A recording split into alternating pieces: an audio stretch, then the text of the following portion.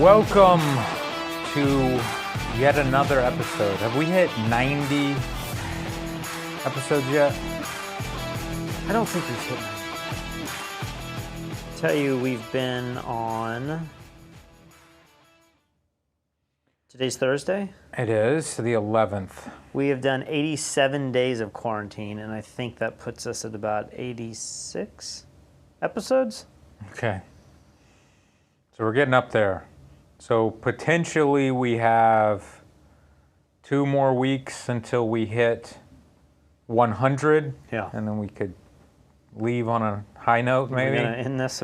You know, I was expecting to have to end sooner because I thought we were going to go to Yosemite and knock out this project. And then I started doing more research today. And what did you find out? That just the hotels are all closed. They've opened the parks now, but the main hotels are closed. And so you can get in there with an RV or a tent, but how are you going to get to each, and the buses are closed. So how do you get to each of the hikes and stuff? I've never been in there before. Well, if anybody out there has done these national parks, let us know, because I think we should rent motorhomes. And I think you are like, if there's no hotel, I'm not going to go.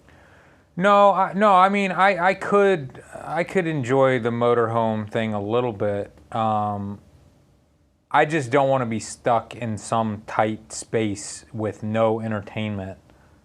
With you would have that in and a room? Alaya and everything. Well, yeah, like I'd have my own room. Maybe we'd have internet. Maybe we'd have a pool. I'm not saying being in a motorhome with you or Alaya. I'm saying we have 3 motorhomes. We do it like Rockstar style. Yeah. And I never The sleep problem anywhere is other these than my own. motorhomes can be so freaking expensive. Are they? I would think. Is it cheaper now, or is it more expensive now because everybody's traveling? My dad told me that RVs have hit record sales numbers because people are so sick of being locked inside that they all went out and bought RVs. Yeah. So probably in about 2 years from now, you'll be able to get a great deal on a used one. But I don't know. I mean, we can look into it. I thought I looked in when I booked our RV in Alaska 2 years ago. Was it like $200, $300 a night? Okay. I mean, and that's so not too many bad. hotels, especially in remote areas, can easily be that. Yeah. I don't know about in the continental United States. You probably have more options, but I know in Alaska sometimes. How nice was your RV? Not that nice. I mean, it was okay. Did it have like multiple beds and stuff? It had a bed in the back, and then it had like a bed up above. You know, it's a Class C. It has the overhang. Okay. So there was like a bed up there. It's pretty small. But, the bathrooms are like, you don't really want to use those bathrooms, you know? Exactly. You do for your brushing your teeth and stuff, but normally you have amenities at the park. So you pull into the motorhome park, and then they have like a big public restroom that's like the size of this office. Gotcha. Lots of showers and stuff for restaurants. But if those are not open, then that would definitely change it. Photog Mike is saying motorhomes charge by the mile if you rent them. I mean, that could be incredible if we flew in, got one, and just drove in and lived in it, and it was really cheap. That'd be great. I remember ours had like miles included, or you could get unlimited miles, but the one in Alaska was definitely per day. Yeah, that's what I thought so too. And then, we got a couple friends that own an RV that they're currently renting. And I'm trying to remember what they said it cost to rent their RV. Something like $5,000 a week to rent their RV. They said it cost $400,000 to buy it. I mean, I'm sure it's like state of the art. Oh yeah, I think a lot of motorhomes are around $200,000 maybe. Okay, but I was thinking about reaching out to him because if he's got a nice one, he's got some broker who's doing all the work for him. But if we went directly through him, maybe he could make the same amount of money, and we could get something for half off. I don't know. Maybe we still can't afford his. I don't know how much those things cost. Well, with enough super chats, we might be able to get. We can afford to get out of Puerto Rico. The big news today, finally, stock market dropped 5%, more than 5% today. Almost 6% today. That's crazy. But I mean, the upswing that we've had in the last month has been the fastest growing stock market in in U.S. history. Yeah, we had the greatest decline followed by the greatest rise. Right. So you would expect those two things, and of course, I'm expecting a a severe drop, like over the next couple of years. I'm expecting this, but I am fascinated by how everyone's minds have changed, including yours. You're like, "Oh, drop 5%. It's on sale. Better get in, Lee." And I'm like, "Are you out of your mind?" Well, airlines dropped a lot more than 5%. So Of course they definitely on did. sale. Of course they did. Where should we start here? Should we just start at the top and go down? Maybe. I didn't have time to go through and Me either. start with some good news. Yeah. Breaking economic news, the Labor Department has just released its weekly report. This guy still hasn't updated his green screen. You think we could email him and be like, hey man, we went on Unsplash and found a free image that you could put right behind you that looks a lot better? But our free image wouldn't have that realistic fountain in the background. So, what is going on with the city in the background? Is that like...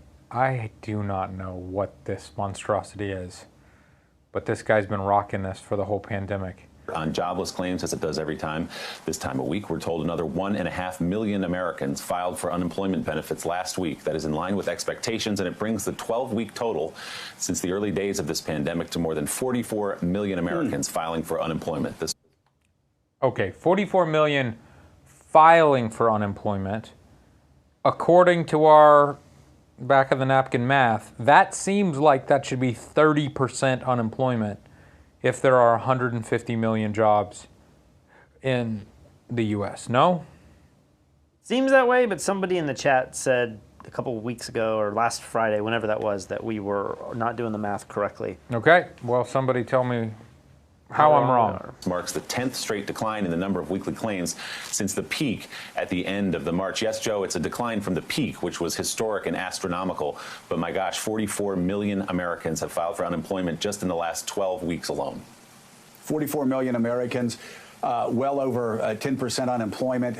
Wall Street still, despite the pain on Main Street, Wall Street still exploding. And Willie, I think what policymakers are going to have to be dealing with for quite some time, even beyond this constrained period between now and the election, when all of these numbers take on such political significance, is the fact that a lot of companies are not going to be hiring back after this pandemic the way they were hiring even before the pandemic. You know, for the past 30, 40 years, Americans, certainly working class Americans, black, white, Hispanic, Asian American, working class Americans have felt the impact of globalization, have felt the impact of automation, have felt the impact of jobs either going overseas or more likely jobs just going away. Now with this pandemic, with offices being cleared out, there is going to be a new reality that policymakers are going to have to be dealing with, and understanding that when the pandemic's over, when people go back to work, it's not going to be the same. There are going to be more people who are unemployed, and that's going to be a challenge that we're all going to have to address. Thanks for.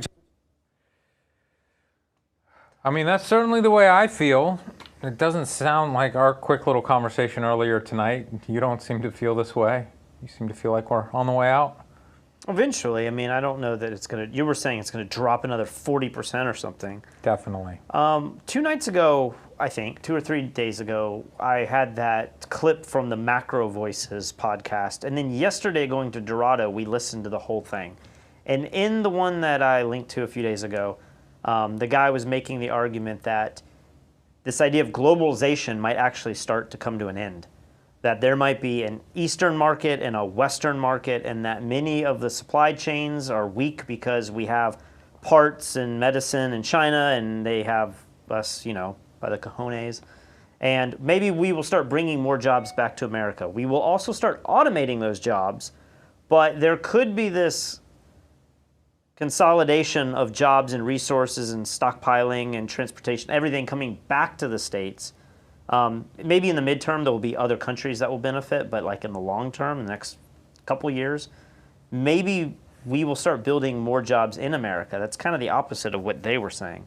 They were like, because of globalization and outsourcing jobs to other markets, the economy and the job market has been shrinking. But do you think we could start to reinvest back in America? I mean, it's kind of been what Trump's war cry has been from day one, but he hasn't really done it. He was going to make Apple make the iPhone in America. Tim Apple, remember? I mean, I can see where if Apple and these companies say, you know what, like China is too risky, and there's all these other geopolitical things going on with China, and the trade wars are getting worse and worse and worse, there could be a point when they say we still can't afford the labor in America, but if the tax rate keeps dropping, Trump keeps talking about dropping payroll taxes and corporate tax rates, all this other stuff, he's been saying that for years. Could there be a point when Apple says, if we could just build a facility in America and feel like we are locked into some kind of tax incentive, we could build the iPad in America, maybe with more robots and automation, that they would actually do that? Or do you think it's so cheap to build this stuff overseas that you will still risk? It definitely seems that way, and Apple already has a huge price tag because Apple tax, So all of a sudden they bring it over here, and now the cost doubles or triples for them. Yeah. What would it be for us? And then how many people does that push to Android? I mean, I've got a couple friends here that are big Android people, and they show me these phones that they're buying new for $300, and they look amazing for $300. So it's kind of hard to justify dropping $1,200 on a new phone when they're not that much better. Is there a weird argument that's not being made in America? We have all these protests, and we're talking about, how separated much of our society is from the elite society or white class society. We're having these conversations, but at the same time, none of us have a problem buying this on slave labor in China. None of us are talking about that at all. Right. And you could say, well, it's not our country, and it's happening overseas and stuff, but all Americans are consumers of that sort of inequity and inequality. Absolutely. I wonder if America could ever get to the point where we say, you know what, we will drop the unemployment or drop the minimum wage in order to bring all these jobs back. And if you want to work for $8 an hour or $10 an hour, some small amount, you can do these jobs. But I mean, we're paying dollars for this per hour, pennies per hour for the labor in China. I don't know. I don't know, it's just an interesting idea that no one's even talking about how we all are still manipulating and taking advantage of a lot of the rest of the world. Absolutely. Let's just move on. We're going to be all over the place. Have you heard about this? I don't think I have. Oh boy. Wait, is this where they made a wall and they said no police in this area? I don't know if it's a physical wall, but yeah, basically Seattle is testing the whole no police thing and being our social experiment for us. Oh my gosh.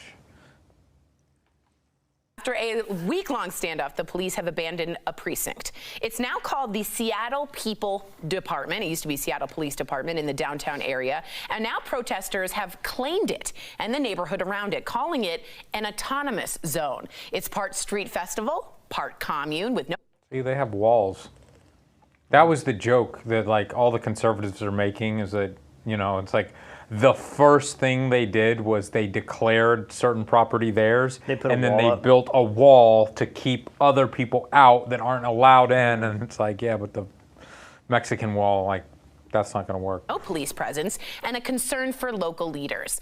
Also, last night in Richmond, Virginia, a crowd of protesters brought down the statue of Jefferson Davis, the president of the Confederacy. This follows reports of at least 3 Christopher Columbus statues being messed with, one being beheaded, another thrown in the lake, and a third was pulled to the ground. Dang. Meantime, at protests all across the nation, private citizens are showing up to demonstrations carrying firearms. They're not police or military, and they claim to be there to protect the peace. But are they? Jeffrey, your thoughts? There's a lot to unravel there, okay? Yes. I think I'll start with Seattle because I think it trickles down from there, right? So this is what I was worried about when people say defunding police, meaning no police. This is what they're thinking of, having no police, and this is not anarchy almost. And yes, because essentially Wesley Snipes and his pack of thugs from the underground take over, and you have to thaw Sylvester Stallone and come and capture the people. Demolition Man, if you've ever seen Nice. it. I believe that's the movie. Anyways, anarchy takes over without police. So I'm not for this whole defunding police. I think people are getting the wrong idea of what it is. If anything, I think we need to put money back into the police department to help weed out some of the... What a racist man for saying that. I cannot believe he would go on TV. But the Demolition Man? No. He said a black man and well, that needs too, to be... yeah, but no, I'm just joking. I mean, I've just been reading these threads on Reddit and Twitter especially people who are like, I really don't think abolishing police is a good idea. I think we kind of need them for society to run. And then people are like, you want them to murder us, don't you? And it's like, no, I just think they do more to keep the peace and keep society going, and you cannot have that conversation right now. The bad people and better training. So as it moves forward, we see things like that happening, and I don't want that happening all over the nation. So I'm just going to stick with that Seattle one. You guys could talk further on what you think about the statues and things. We're going to get a lot more into Seattle. I have a couple other clips, but the one thing I didn't get clips about was the statues being brought down. Somebody's saying they pulled a statue down and it crushed somebody in the process. Awesome. I also heard that somebody pulled some statue, or like defaced some statue of a guy who was actively fighting to stop slavery 30 years prior to it actually becoming abolished, but they didn't know that, like, oh, he was a good, they just think like any statue is a racist. Yeah. You know, it's crazy. Well, the one that I don't understand, what is the issue with Christopher Columbus? Why do people, we've changed that holiday, right? It's not Columbus Day anymore. It's like Native People Day or something. Indigenous People Day. Maybe, what I don't understand is Christopher Columbus did horrible things, as much of America did to Native Americans, right? We came in and like slaughtered a lot of them. Yeah. But none of us, 99% of us aren't Native Americans, right? But we view Christopher Columbus as this horrible guy now, right? I don't, but okay. Well, it seems like what's going on. We're yeah, many people do, yeah. But then the other day I was having a conversation about like our Independence Day and like freedom from some other suppressor. We've all been under suppression. We were England, and then we came here and we had a revolution, and we left England, and now we're the United States. And I was just like, I wonder if England has like a Independence Day. And Kristen was like, no, like they've never been under rule of anybody. So I looked it up, and sure enough, England, the UK does not have an Independence Day. So then I started looking at like Spain and France and other countries that are fairly old.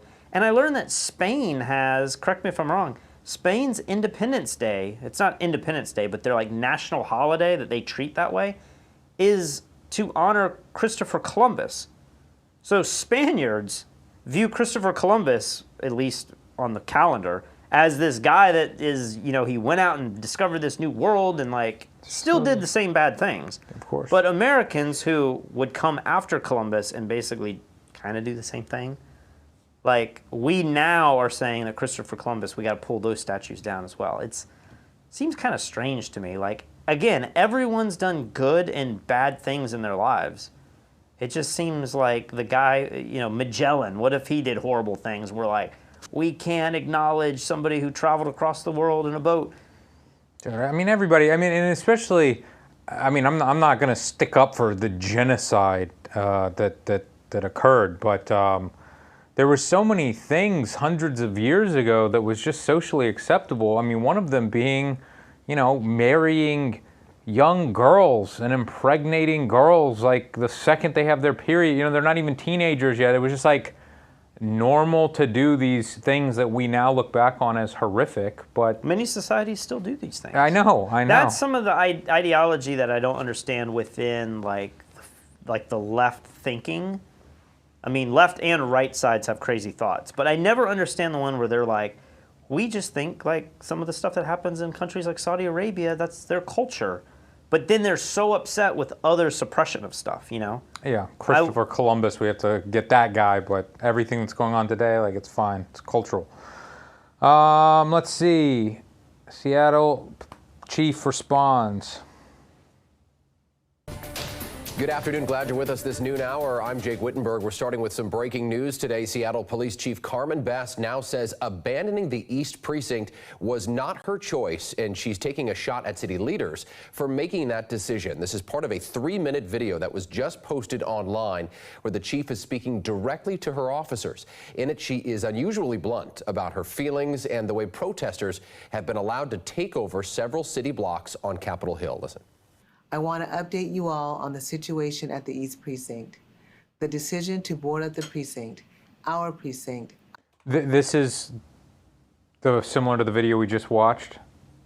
Yes, this is her precinct that got taken over. Our home, the first precinct I worked in, was something I have been holding off. You should know, leaving the precinct was not my decision. You fought for days to protect it. I asked you to stand on that line, day in and day out, to be pelted with projectiles, to be screamed at, threatened, and in some cases hurt. Then to have a change of course nearly 2 weeks in, it seems like an insult to you and our community. Ultimately, the city had other plans for the building and relented to severe public pressure. I'm angry about how this all came about. I understand that my comments in this message may be leaked to the public, but I'm not concerned about that. I stand by what I'm saying. We had solid information to believe that anti-government groups would destroy the precinct once we left, whether through vandalism or arson. So later in the video, Best... That was, I mean, that was such heavy stuff she was saying, and she was saying it in the most chill way possible. It felt like she was just reading something that... I know, but like, you know, if you weren't really paying attention, you wouldn't realize like how big of a deal what she just said was. I mean, she was like, we had intel they were going to destroy the police precinct. We worked for weeks to stop this from happening. Yeah. And then the city had other plans. What's the story there? The governor told her to move out and let the people take over? I thought that I read that the governor had no idea that that had even happened. He wasn't aware of any of this happening, but it wasn't in this news story. Also talks about how some criminals are taking advantage of the situation. Listen to this part. We have heard that there are armed people patrolling the streets near 12th and Pine. Of course, this is very concerning, especially because we don't know who these people are. We've also received report that these armed people may be demanding payment from business owners in exchange for some of that protection. We've also heard that they may be demanding to see identification from people who live in the area. This is not legal, and we've asked anyone who may be experiencing this to come forward and file a police report so that we can investigate these crimes. Dude, this is straight up like a movie plot or something. This is before the zombie apocalypse, or this is before, you know, police are totally abolished and then thugs take over and start. I mean, can't use that word. I was specifically talking about white thugs. Oh, white thugs. Yeah. But this is just so crazy. Does this continue? I think that was the end of the clip that I have. I mean, her speech is very long, and this was just in the news clip, but yeah, it's strange to think that we want to get rid of the tyranny and we want to stop the police. Is it tyranny or tyranny? Tyranny. You've always said tyranny, but I've never heard anyone say that. Sounds better that way to me. Tyranny. I don't know. I was wrong about Cutter, yeah. I've lost my train of thought. Oh, we want to take all of these rights away from the police, and we want to defund them, and we want to get rid of tyranny. But then we, in return, are going to barricade this area, and we, in return, are going to start doing improper search and seizure, and we're going to do all these other things that... What was it? Did she say something like some people are charging for protection? Yeah. So they're going around asking to see ID. If you don't live there, maybe they're kicking you out or something, and then they're saying, oh, you do live here? Well, this is really dangerous. Why don't you pay me? I mean, this is what the mob does. Yeah. Why don't you pay me and I'll make sure you don't get shot? And by the way, I've got a huge assault rifle on my back right now. I mean, how are they allowing this to happen? I mean, it is different, but is it that different from you hiring extra security to run your club? Like at some point, yeah. It's very different when you take over the police department, and then you become the police of your new little crap town, and you start approaching people with a gun on your back and saying, hey, why don't you pay me and I'll protect you? Like, that is the opposite of anything that should be happening in America. I mean, that's crazy stuff you hear from in like South America. Let's say if we defunded and abolished the police, would it be crazy then to say, well, I'm still going to hire my own militia? No, like everybody would end up doing stuff like that. I mean, yeah, I mean, you have that in really fancy jewelry stores and stuff. You already have, I mean, we have it here in the plaza.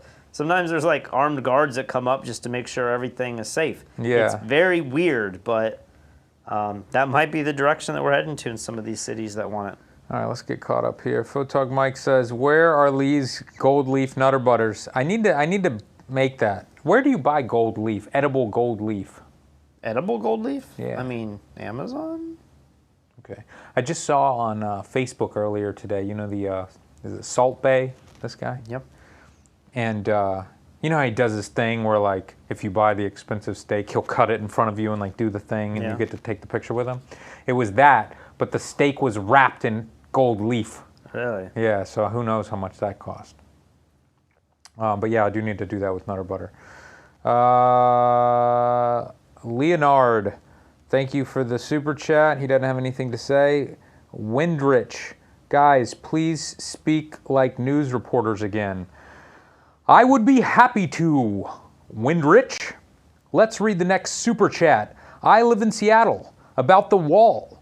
Earlier, someone attempted to run over protesters and the driver ended up shooting someone. Awesome.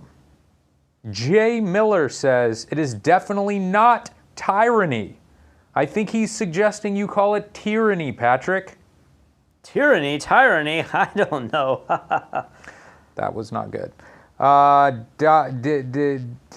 can't read these YouTube names. No one is charging for protection in Capitol Hill. I don't know what he means by that. Is that what it's called? Is that Capitol Hill the place? Or is Capitol Hill like in D.C. and he's making some political joke? Not sure. Are police a thing of the past? On the protester takeover of a portion of an American city. Tonight at Seattle. Good evening, Trace. Shannon, good evening. It's not a violent coup in downtown Seattle, but it could be emblematic of where the Democratic Party is heading. On Monday, police boarded up a downtown precinct, and since then, hundreds of protesters, reportedly from Antifa, Black Lives Matter, and others, have moved into the area, declaring it the Capitol Hill Autonomous Zone, or CHAZ. And the protesters appear to be turning against their own, storming City Hall, demanding the resignation of Mayor Jenny Durkan. Unusual, since Durkan is a progressive who has long supported far-left issues. But this time, the mayor is calling for police reform.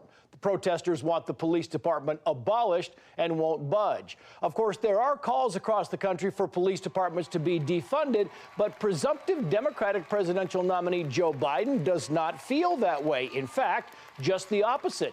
In a USA Today op-ed, the former vice president wrote, quoting here, real quick before it gets to this, I saw this other video and I didn't grab a clip because I felt like it was a little long, but this guy was making a really interesting point about how when these mobs of people start with like a noble cause and then all of a sudden they come up with something that's outrageous and ridiculous and impossible that like no normal person would ever get behind, but now certain political parties have joined, like, you know, was he one of the people with the shawl kneeling down in that video the other day? I don't know if Biden was one of them or not, but it's like his crew, you know.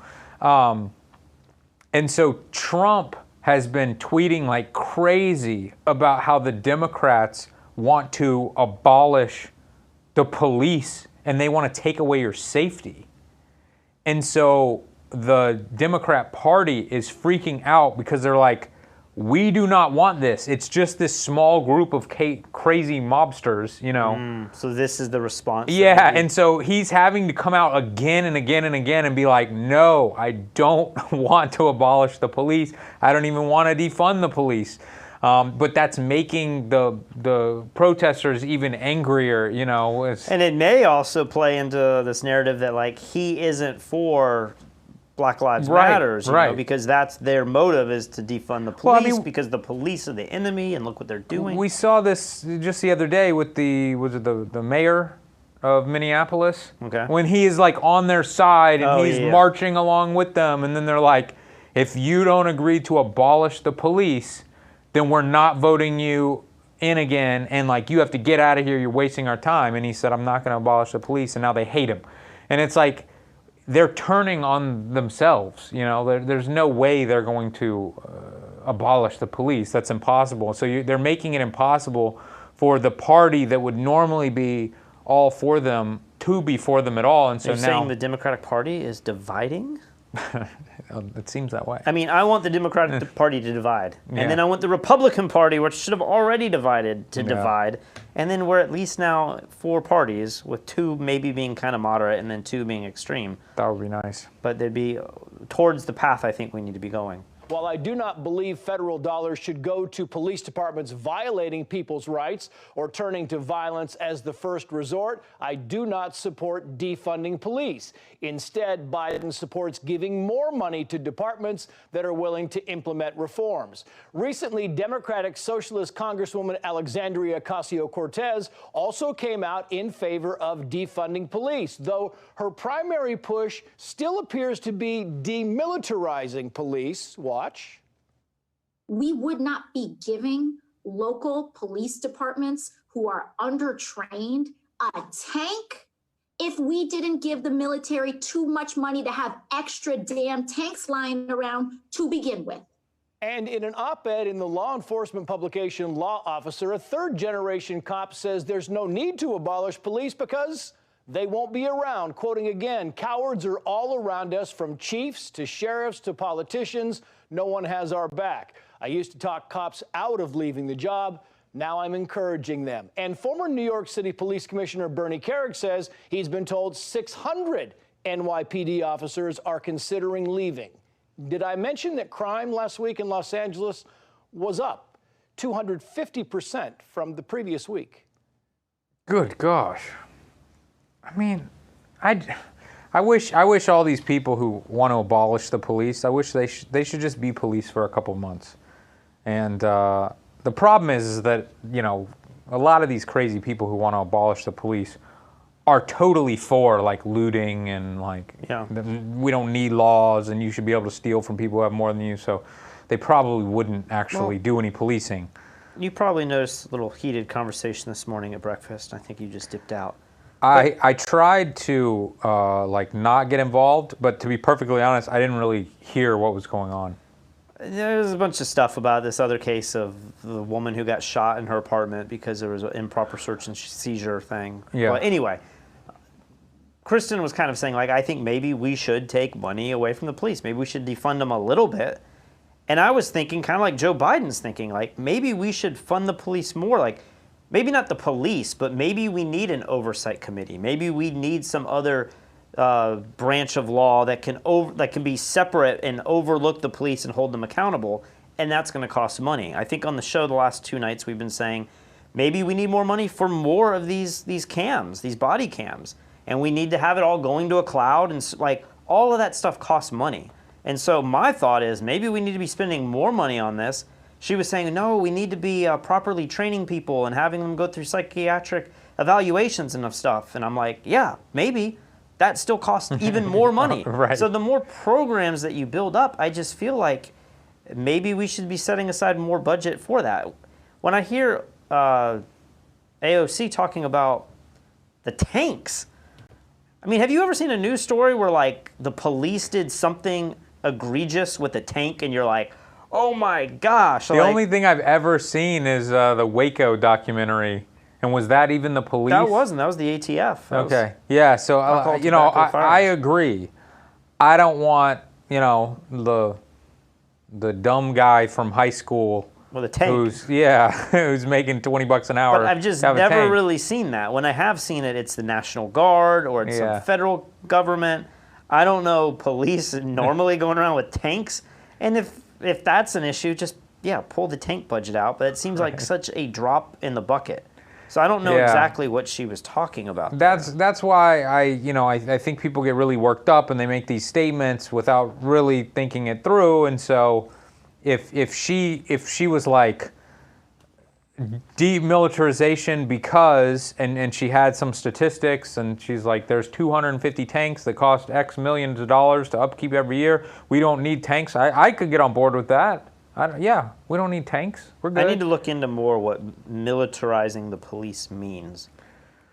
Maybe it's like the fact that they've got the gas masks and the smoke bombs and the flashbangs and the machine guns and all this stuff. Like maybe they don't need to have that much power. But at times like these, when you see the public freak out and start looting, I'm glad these police are suited up. with gear to handle it. I can't get past the gun arguments. Like, if you are scared of the police, seems like there's an argument for you to have a gun as well. If you say, let's get rid of the police, and now you got these other people that you might trust even less with guns, then we should have guns as well. Like, I don't know. There's got to be a check and balance against this tyranny. Yeah. Photog Mike says, my sources say Capitol Hill mayor is George Soros. Ulysses says, thugs asking for money sounds like traffic cops handing out tickets on the highway in the morning when everyone is going to work. A little bit, but it's a little bit different when it's somebody, you know, that's not working for the state that you can't sue, who might have a gun on his back, who might be threatening you. Are we going to get to a point when there's, if you know, some people might say, let's get rid of the cops, I'm tired of getting these tickets. But aren't we going to get to a point soon where there's just going to be ticketed all over the place when you have the cameras? Yeah. Wouldn't you just have, like, if you speed at all, you just know you're going to get a ticket? I'm shocked we haven't gotten to that point. Is there something that prevents that from happening? What from happening? Just every freeway and every intersection having a camera, and you get a ticket if you run the light. You get a ticket if you're probably just a numbers game. You know, they probably cost like $5,000, and how long will it take to get $5,000 in tickets? All the time. In Puerto Rico, like, everybody runs red lights, including me. I just like... I'm saying, though, on the freeway, though, surely you could build cameras in the median that, like, it's just constantly clocking every single person. Oh, I see what you're saying. And you would just say, like, the speed limit is 55 or 65, and if you go over, and maybe they give you, like, 2 or 3 miles per hour, but, like, if you go over this, you're going to get a ticket. I mean, there'd be outrage, I think, but, like, if that's the law, then it's the law, but... Yeah, and I'm sure, I mean... People in Puerto Rico, I swear they either go 15 under the speed limit or 55 over the speed limit, and they will just come up on you. You can't drive the speed limit here.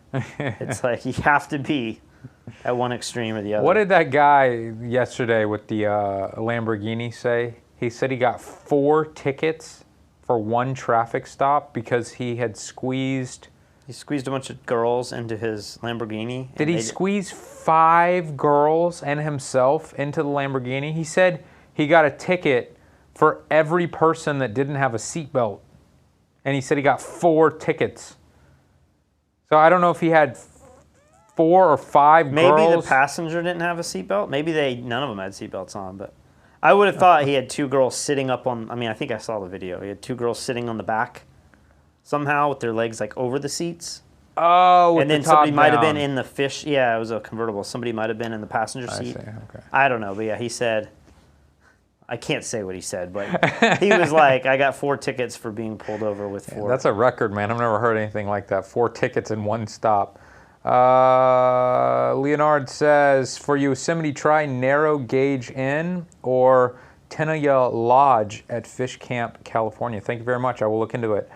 Ulysses says, school has been defunded for years and no one bats an eye. I'm sure there's some truth to that. Photog Mike says, by tanks, she meant armored vehicles.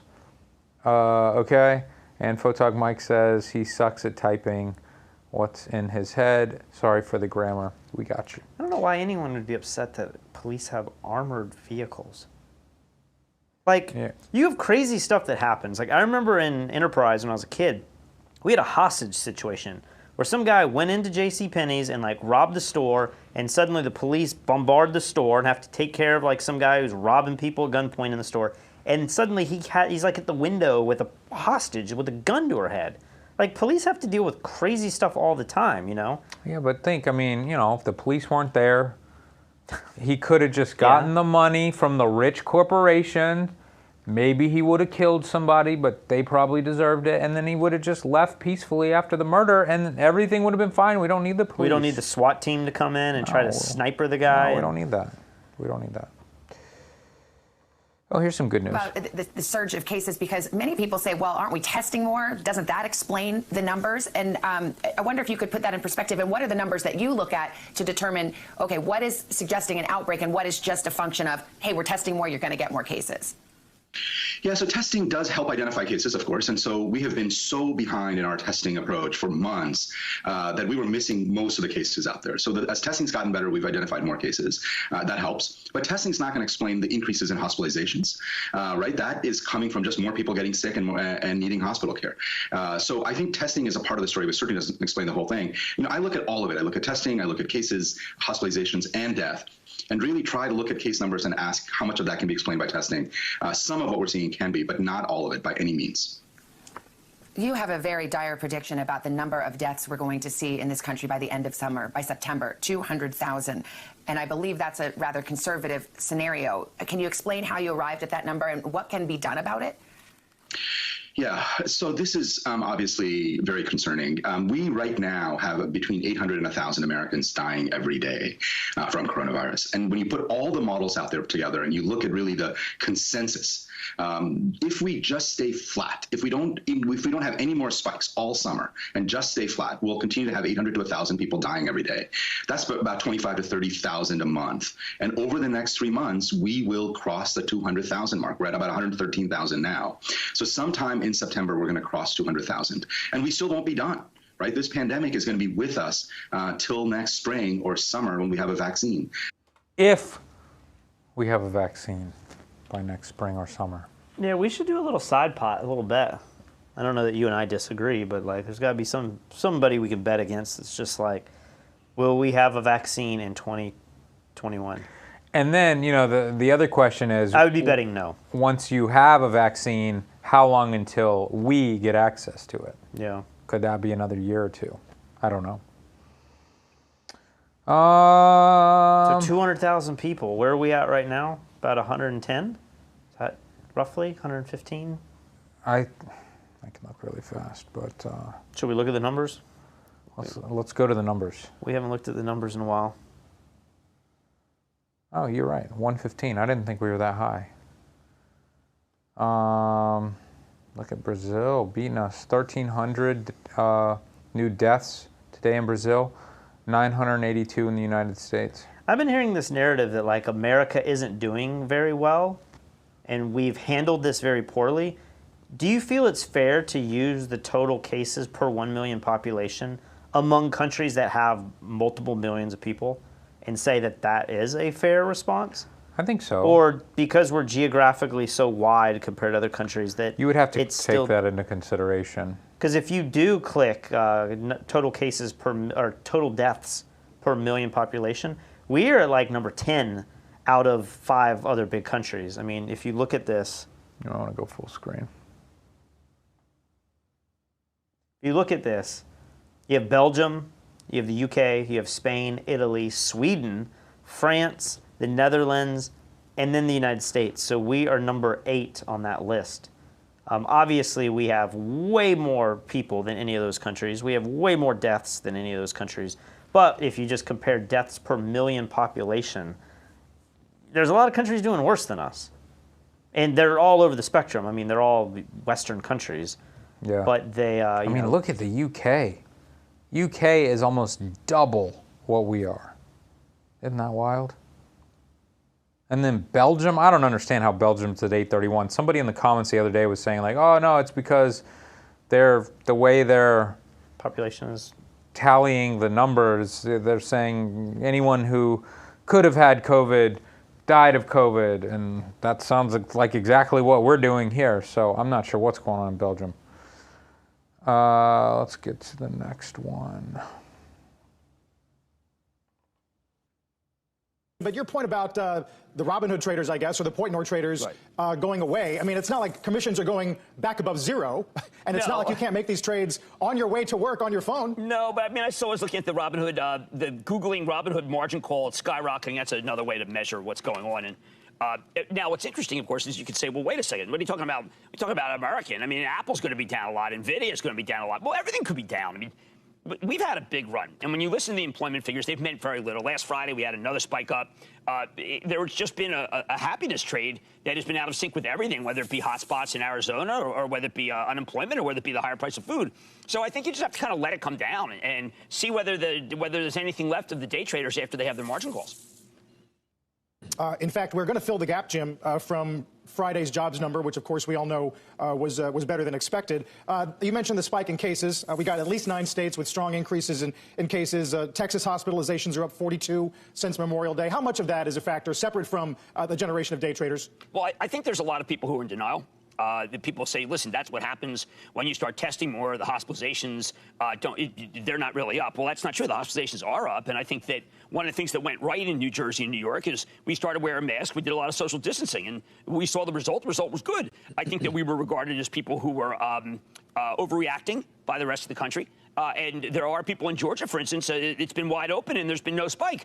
Florida was supposed to have a big spike, but they understood how to handle nursing homes. We didn't in New York. And there are a lot of companies, whether it be Eli Lilly with a monoclonal antibody, Regeneron with putting together a cocktail, could make it so things aren't so bad. But it's just the kind of thing that with the market up high, you would have expected that what was happening was that all of California was having like San Francisco, which is no new cases. It's the opposite. So I think we have to watch it, but I don't think it's going to ever be like New York and New Jersey again, because in New York, New Jersey, we thought it was a respiratory illness and we treated it wrong. And it's not our fault. It was a novel corona thing. No one knew what to do, but they did make a lot of mistakes. And the race is on for the vaccine and monoclonal antibodies. I think we're in better shape. I also love the fact that Jay Powell gave you one of those answers, which he said we're not thinking about interest rates. We're not even thinking of interest rate hike, which I thought was one of Jay's greatest moments. I've got 3 Jays. I got Johnson, I got Jay. All 3 of them going our way. So don't panic and leave unless you're on margin and you've been a Davy day trading American and Norwegian. Your clips are too long, Patrick. You're they like get going and playing on your phone. Well, I mean, I took the clips. I know what they say. I'm just looking at certain stocks, and it's like, man.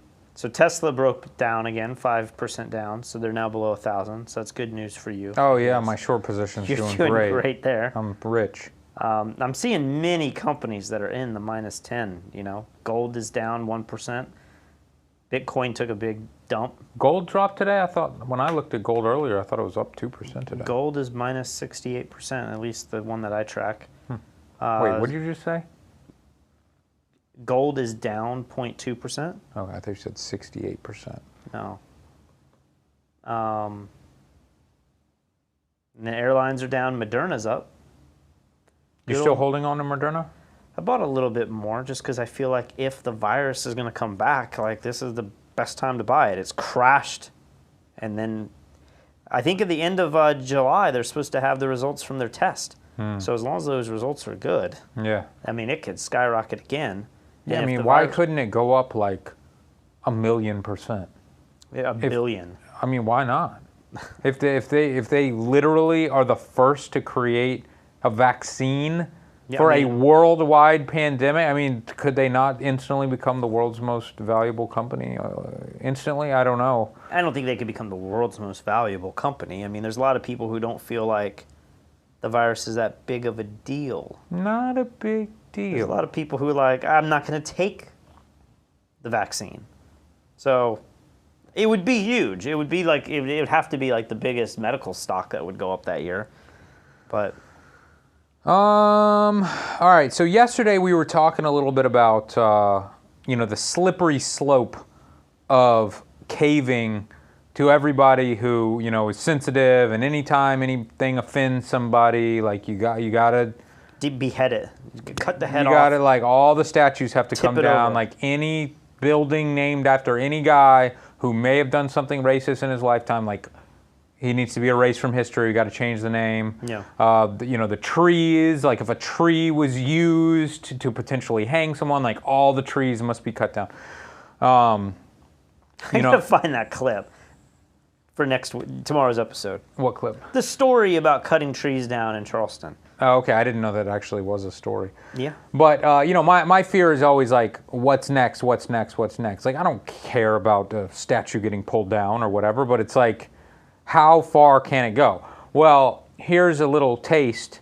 The 2 cop shows have been canceled now because they're too afraid that, it's just a bad look for their network or whatever. And now they're going for another cop show. They have to cancel this immediately. More TV cancellations and controversy following the death of George Floyd. A&E canceling live PD its flagship series and one of cable's highest-rated shows 1 week after it was yanked off the air. This a day after the plug was pulled on Cops, ending its 32-year run. And even kids' cartoons are not immune. Take Nickelodeon's Paw Patrol, which features Chase, a German Shepherd police dog. The show's official Twitter page on the receiving end of a torrent of criticism, even after showing solidarity with protesters. Among the responses, how much will Paw Patrol be donating to bail funds, defund Paw Patrol, fire and prosecute Chase, and euthanize the police dog? All right, so when I watched this and I read those comments, I'm like, all right, most of those are jokes. Yeah, like, it it's can't not, be. It's not that. This was trending big of a yesterday on deal. Twitter. It was Okay. everywhere. Yeah, but then The criticism prompting this from the New York Times, quote, even big-hearted cartoon police dogs, or maybe especially big-hearted cartoon police dogs, are on notice. The effort to publicize police brutality also means banishing the good cop archetype, which reigns on both television and in viral videos of the protests themselves. Paw Patrol seems harmless enough, and that's the point. The movement rests on understanding that cops do plenty of harm. have we lost our damn minds? I feel like we've lost our damn minds. We're upset. What is going on? They go on to talk about like all these people on this show or like my kids love Paw Patrol. Yeah. I've seen some episodes and it's literally them like going around helping people in their society or city. I don't know what the show's about. But that is what they're angry about. The show shows cartoon dogs dressed as police doing kind acts. And we cannot show that to children because it's making police look good when they're evil. Well, you know, I think, was it after the Dallas shootings? Some point in the last 5 or 6 years, we had Blue Lives Matter. Well, Yeah. that has probably now become like a racial slur, I would guess. Probably. Because you used to be able to say both, Black Lives Matters and Blue Lives Matters. Yeah. But now you can't. I mean, I remember I was at, last time I was at 30 Rock at the top, I bought my sister's dog, Rutledge, like a NYPD outfit. It's like a little dog thing. Like, I bet he would get euthanized now if she put that on him and walked him, like, and it's a white Maltese. I wouldn't be seen with your sister if she's going to parade that evil cop dog around. Yeah. It's horrible. Well, the next one you should play is Lady A. This goes right along with this. Have you heard this story? I have not. Oh, you're... The band Lady Antebellum is now changing its name to just Lady A after members of the country music group say they had conversations with some black friends and colleagues. In a statement, the band said the name comes from the Southern antebellum-style homes where they took the first group photos 14 years ago, but they say those conversations led them to realize the word's association to slavery. The band vowed this is just the first of many steps it plans to take in a commitment to practice anti-racism. Katie Johnston for KDKA News. Katie's still in her boyfriend's apartment in his game room.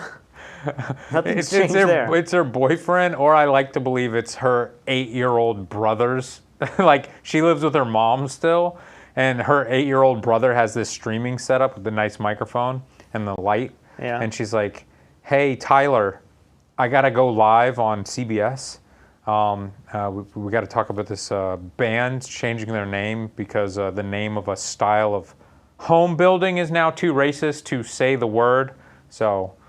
I saw this on Twitter today too, and people were just saying antebellum means like before the war, and it doesn't. I don't think it was like created during the Civil War, is what people were saying online. I don't know, but they were just saying like, who cares if it was before the Civil? Like, is the Civil War itself now offensive, and we can't talk about that? You know, like a styled home. I mean, is debutante, is that now? We got to get rid of the Southern charm? Like, got to get, like... To be perfectly honest, I don't really know what any of these words mean. You wouldn't know. Lee. Right. I mean, maybe that shows my privilege. Fraternities and sororities, which are kind of weird to begin with, I think, but... I don't know. I don't have a story about it, but did you see... It was a weird title. It was on CNN last night, and they said HBO has temporarily removed Gone with the Wind, which is I did see one of the greatest movies from the first like golden era of movies. Like, I don't really like the movie, but you know, it was like it's like The Wizard of Oz. It was just like this groundbreaking movie when it came out. and they've temporarily removed it. And I think what they're having to do, this makes me so mad. I feel like this just makes us look like we're idiots, is they have to now put a disclaimer that tells you when this movie was made and what it's referencing and what was going on in those times. It's like, could you imagine if you had to pick up any book and you were like, before you read this book, let me warn you about what it was when it was written and what the times were like. It just seems like, can't people understand? And I've heard people mention, I think, that there was the first black actress to ever win some award or something in that movie. Really? I thought, I want to say Grammy, that's music, right? Is it an Oscar or something? I thought I heard that somewhere. So other people were mad. They're like, you have taken away a historical, huge moment for the black community by pulling this movie down. Who knows? Everybody's just pretend outraged all the time now. Photog Mike says, replace racist statues in Tennessee with Dolly Parton statues. Somebody says, why is American History X still allowed? Have you seen that movie? You remember that movie? That's hardcore. That's definitely hardcore. Bruce says Washington Monument must be pulled down. Absolutely. And Wyatt says Black Lives Matter, Patrick. There's no S at the end. It's not Black Lives Matters. It's Black Lives Matter. I think I'm saying like apostrophe S, like a possessive. The Black Lives Matters movement. That's probably not the way I meant to say it, but I can't remember what I said. Whatever you said, it was wrong. Let's see what this video is. COVID-19 was the worst pandemic since the Spanish flu. That flu killed 50 million people. We had no choice. We did the right thing. That's what they're telling us. Is it true? The answer to that question matters, not just because the truth always matters, but because the credibility of our leaders is at stake here. This is the biggest decision they have made in our lifetimes. They were able to make it. They rule because we let them. Their power comes from us. So the question now and always is, are they worthy of that power? That's not a conversation they want to have. And right now, they don't have to have that conversation because right now, all of us are distracted and mesmerized by the woke revolution underway outside. They just created a separate country in Seattle, huh? And as we said, we'll bring you the latest on that in just a minute. But we do think it's worth, for a minute, taking a pause to assess whether or not they were, in fact, lying to us about the coronavirus and our response to it. And the short answer is this: yes, they were definitely lying. As a matter of public health, we can say conclusively the lockdowns were not necessary. In fact, we can prove that. And here's the most powerful evidence. States that never locked down at all, states where people were allowed to live like Americans and not cower indoors alone, in the end turned out no worse than states that had mandatory quarantines, the state you probably live in. The states that did lock down at first but were quick to reopen have not seen explosions of coronavirus cases. All of this is the opposite of what they said would happen, with great confidence. The media predicted mass death at places like Lake of the Ozarks and Ocean City, Maryland, places where the middle class dares to vacation. But those deaths never happened. In the end, the Wuhan coronavirus turned out to be a dangerous disease, but a manageable disease like so many others. Far more dangerous were the lockdowns themselves. For example, in New York, Pennsylvania, New Jersey, Massachusetts, panicked and incompetent governors forced nursing homes to accept infected coronavirus patients. And as a result, many thousands died, and they died needlessly. This is all a remarkable story, but it's going almost entirely uncovered. The media would... How much longer is this? Very long, of course. Is he kind of speaking out of both sides of his mouth right now? He's saying, like, it's not dangerous, but then he's saying, look at all the old people New York killed because they forced the old folks' homes to take the sick in. Maybe I think a better argument would have been that we have yet to see, but there's probably a huge increase in people that have died from other reasons because they couldn't get into hospitals. Like, wasn't the other doctor, I don't know if we've already seen this clip, but I watched a clip today where a doctor was just saying that so many people are having, cancer screenings missed and they're having cardiac problems because they're not able to go in for preventative treatment or for emergency treatment in hospitals. I think we're about to watch that clip, and he's just like, we have to open our hospitals.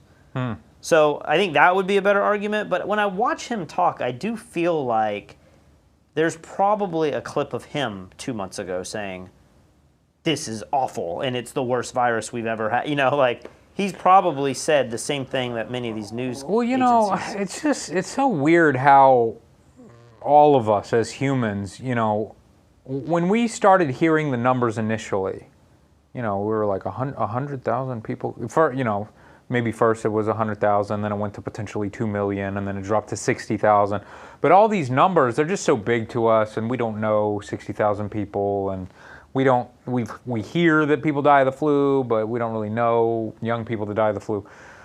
So a lot of the people, even when they said we believe by summer 60,000 Americans will die, I would say the majority of people still thought that was horrific, and they said, yeah, we have had a year where 80,000 Americans died from the flu, but that was for a whole year. Mm-hmm. This is just for half a year. So this is way worse than the flu, and we locked down for this. No. Imagine how much worse it would be if we didn't lock down. Well, we're way past 60,000 already. We're going to blow past 200,000, like that other thing. Like, it still seems really bad. I wish I could remember well enough, like week 1 or 2 of all of this, where I had these videos where they show these graphs of people moving about, you know, when we were really in deep with the epidemiology of it all.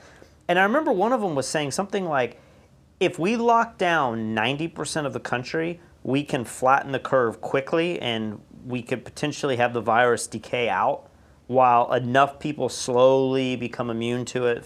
In over maybe a year, we'll get herd immunity, was the idea. But it said if you drop that number to, it's like 80 or 70%, 70% of the people quarantine, but 30% don't, that there is no difference at all. Like, it makes a very small difference because those 30% are still going to the grocery stores and doing enough to bring it back to the homes. So if that was true, and I think that was true, then locking down 70% and having a lot of people not take it that seriously may not have made it that much better. See what I'm saying? Like, we're saying that only 100,000 people died plus we'd locked the whole country down. Imagine if we didn't lock the whole country down, what it would have been. But I don't know that we locked the whole country down. We may have locked the country down 50% or 70%. We didn't get to the 90% that those graphs were showing 3 months ago. So maybe the numbers really wouldn't be that much worse if everything was like the Ozarks the whole time, you know? Because maybe everybody that was staying locked down was still getting enough virus from these common places from the 20 or 30% of people who didn't take it seriously. So there's this narrative that, like, I don't know if anyone's really talking about that, but it only makes sense if we did what Wuhan did. You're going to lock yourself into your house. No one's in the streets. No one can leave. Then absolutely, the numbers could have been way worse if there was not a lockdown. But if we locked down 70% and people were like, I'm still going to do my poker games, and I'm still going to go to the grocery store, and I'm still going to jump on a flight because flights are cheap and I can still fly within America, I don't know if you, at what point can you not make that argument anymore? Fair point. Rather tell you why you need to hate your neighbor for the color of his skin. The media definitely don't want to revisit what they were saying just a few weeks ago when they were acting as press agents for power-drunk Democratic politicians. Back then, news anchors were ordering you to stop asking questions and obey. All right, so while most Americans are staying inside, or should be, right, if they're not out. Gosh, it feels like so long ago when we were reporting on him in his basement. Yeah. Just at times I feel like, you know, we've only been doing this for a week or two. It kind of feels like that. Yeah. And then when I think about, like, man, Chris Cuomo got it. That was like big, sad news. Protesting like fools. They're not happy about being told to stay home. Staying home saves lives. And the rest of us should be staying at home for our mothers and the people that we love, and to keep us farther apart will ultimately bring us closer together in this cause. Our collective conscientious actions. Staying home. Oh, if you love your mother, you will do what I say. Turns out cable news anchors don't make very subtle propagandists. And then Memorial Day arrived in May, and some states started to reopen. Millions of grateful Americans headed outdoors for the first time in months, and the media attacked them for doing that, called them killers. Swimming with your kids, they told us, was tantamount to mass murder. Jam-packed pool parties at the Lake of the Ozarks Resort and other places over the holiday. I feel like Tucker is capable of making a good point, but he exaggerates so much. Like, he's going to say that this party is you playing with your children in a swimming pool. I mean, this is not you playing with your kids in a swimming pool. I wish he could be a little bit more reasonable, and I think people would have a tendency to listen to him more. Well, the reality is I don't know that all these words are his words. This is some writing staff that has come up with. He's still agreeing to I'm sure he's proofing it all. He always acts like this. He always acts like this. And I just feel like sometimes I really agree with what he's saying. I think he's making good points, but then he just goes a little too far. And I'm like, you're just being an asshole now. Weekend, few, if any, people were wearing masks or practicing social distancing. Hardly. Packed into overcrowded pools despite the ongoing pandemic. Let's face it, the weirdness of being that bunched up in what looks like a kind of human stew. Frankly, a lot of the people in those crowds, they thought they were, standing up for what the president believes in. And that is not to care about the public safety part of this. Look at this. I mean, this is kind of crazy considering we're in the middle of a global pandemic. I mean, as one person quipped, that's curving the curve. That's not flattening it. A massive crowd of people crammed together as if it were just an ordinary holiday weekend, despite the risks of a virus that has killed more than 98,000 people. Boy, that montage was the opposite of a Mensa meeting. Has that much dumbness been captured on tape ever? The last clip you saw was from May 25th. That was just over 2 weeks ago. 98,000 people are dead. How dare you leave your house? You don't work in the media. You're not essential. But it didn't take long for that message to change completely. In fact, it took precisely 5 days. I mean, I do think this is a good point. I mean, we saw it flip so quick from like, how could these people go outside and congregate? It is dangerous for them, but more importantly, it's dangerous for everyone else. They are killing our grandparents. Like, they should be held accountable for that. And then and you remember the Chris Cuomo thing? Like, he was sneaking out of his house and got into like a fight with somebody, and like, I don't know. There's a lot of hypocrisy, and I think Tucker has a lot of hypocrisy too. I guarantee you, he talks crazy about this clip too. I bet. But the next little bit that he has, I don't think is a very good clip. But basically, we don't even have to play it. But he just goes on to say, then Don Lemon 5 days later is like, everyone has it's your responsibility to go out there and protest the people. And you're like, well, which one is it? Right. Protesting the police. Like, I understand we want justice for George Floyd, but protesting this bigger thing that's bigger than even him is something that could wait, I know if it was as dangerous as if the coronavirus was as dangerous as everybody's saying. I'm not trying to say that we should kick the can down the road and not deal with what we're dealing with, but I'm just saying, like, it didn't have to be done 5 days later where my life is worth losing, including my mom and grandparents' lives, because I need to go out and protest. Especially some of the like white people that aren't as connected to it. You would have thought the media would have said like, Minneapolis needs to do this. But the rest of the country, we will do this soon enough.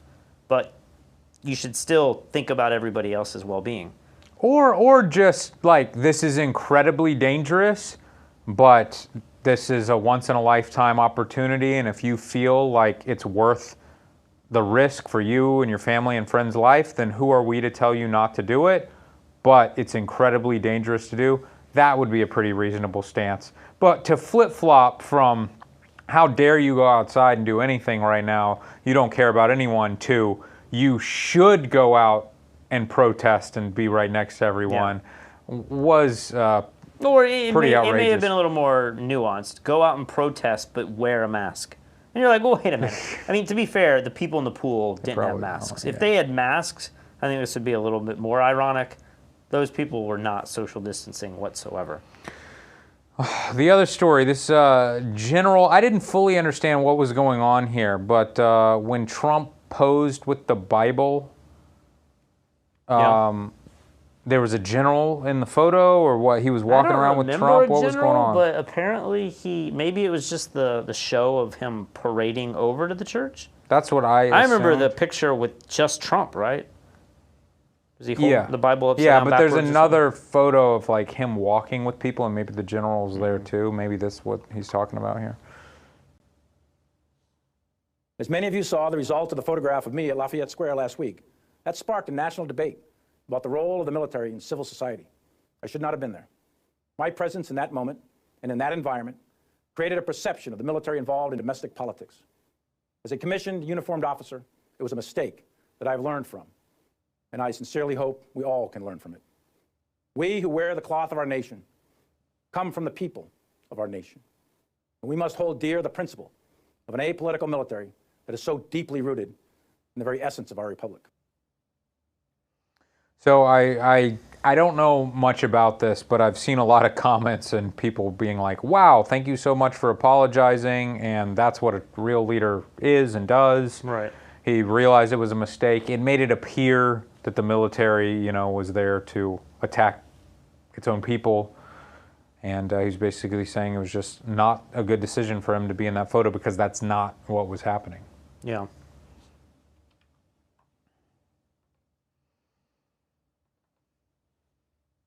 Regeneron, DocuSign. I mean, it's almost like we're going back 6 weeks or 8 weeks. That's sort of the mood right now. What do you think's driving it? So, Carl, I just think that the market has detached itself from the economy in a way that's really great for investors. You know, the Fed has been incredibly accommodating, and we're living in a time where if you pay attention to the news on a daily basis, there are a lot of things to be worried about. But if you pay attention to money flows and liquidity, it's a good time to be an equity investor. I assume you think that environment is not ephemeral, right? Given the guidance from the Fed yesterday, that overall envelope of protection is going to be around for a while. It is, but I don't know that the Fed has the tools to protect investors against the kind of economic issues that we're dealing with right now. I mean, quite obviously, if we're going to sustain demand, we're going to have to find some way to keep the buying power of all the people who've lost their jobs over the last, 10, 12 weeks. We're going to have to keep them in pin money, and that's going to require additional stimulus. It's going to require extending unemployment benefits, because at the end of the day, we have more than 40 million people who filed for unemployment benefits, and that is a significant drag on demand, and it's going to be bad for the economy eventually. And there's only so long, I think, that the Fed can keep pumping things up in the absence of actually getting those people back to work. And there are signs that we're trying to do that, but we can also see that COVID hasn't gone away, and so that there's going to be a big spike. I think it's already begun in infections, and whether that is something that slows us down or not remains to be seen. Roger, good morning. It's John. I wonder, from where you sit, is the startup tech ecosystem following more the economy or the markets? There was all this talk about layoffs and whatnot, but I wonder, maybe the investors feel a bit richer because the markets have held up and they're not pushing as much for cost cuts, or have the customers dried up and is that need for cash still there? So are startups really tightening the belt? So startups have to tighten the belt. The private companies that aren't, flush with 3 years worth of cash have to be incredibly careful, because we do not know what the funding environment is going to be like going forward. I think venture investors backed up very, very, very significantly. John, I think the really important question that venture investors have to be asking now is, what is all the news going on with the big guys going to mean for startups? For example, IBM and Amazon have both announced that they're not going to be selling facial recognition software the way they were for at least a year. In Amazon's case, it's for a year. IBM's basically said they're no longer. This clip is way too long. I am vetoing this clip. This was the first clip I got before I knew I had good stuff, and I think I failed to delete that one out. But it is interesting, like, we have a lot of friends that are selling businesses right now. Yeah. And I'm like, go for it, man. Like, if you can secure that and somebody's willing to pay. I think I was asking a guy yesterday, I was like, do you think that you are losing money on the deal that you made a few weeks ago because the economy is doing much better, at least it appears? Or are you happy to be selling because we could be in a much worse situation? And what do they say? He just said he thought that it was a fair value and that it didn't really matter either way. But I'm just like, man, I can't imagine, like, people that had down payments on homes and stuff right before all of this, I would have not felt like I got the best deal. I mean, we were trying to go in on a boat, and I was like, we were supposed to sign on it the day that we got quarantined, I think. Yeah. And I was like, man, we are probably making the biggest mistake possible with this boat. Yeah. If we just waited to the end of all of the, 3 months, maybe he would take like 20% off. Mm-hmm. We wound up losing the boat, I think, but. Yeah, for anybody who cares, right before we bought it for like the 5th time, we kept like the day of that we were going to buy it. We got the results of an oil test back that we had sent to a lab, and it showed there was coolant in one of the engine oil reserves, oil tanks or whatever, and that shows that there could potentially be a crack in the engine, and to replace the engine would have been $100,000. So that's not a deal I want to make. Man, everybody I talked to about this boat was like, that's the biggest mistake of your life. Like, first of all, you shouldn't buy a boat, period. Second of all, you should never buy a boat with other people. We were going to buy this boat with like 5 other families in here. They were like, no, you're going to end up hating each other. The boat's going to explode. It's going to cost you hundreds of thousands of dollars. And we were like, nah, it's going to be fine. And then we saw this hint that it could, like, we could literally have taken ownership and then had a $100,000 bill immediately. So it's probably a good thing that we didn't buy that boat.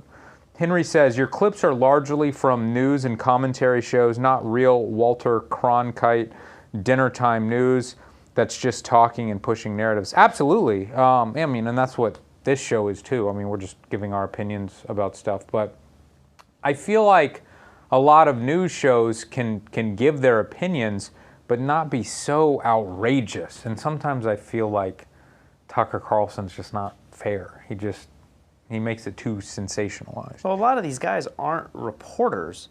They're like TV personalities. Yeah. I mean, especially you go on Fox or CNN and you see the panels of people. They're all politicians, and many of them are lawyers. I mean, did you know most people in politics in America, most of our governors and most of our representatives and senators, they're all lawyers? Yeah. Very few of the regular person, like somebody like a Mitt Romney, and maybe he has a law degree, but these business people, they're actually kind of rare in our politics because they're all these lawyer people. Yeah. So you're not really listening to investigative journalists who are going out there and doing it. Although Anderson Cooper, I mean, I remember being exposed to him with Channel 1 News. Do you remember that in high school, junior high school? Maybe. It was him and the, who's the Asian girl? Lisa Liu?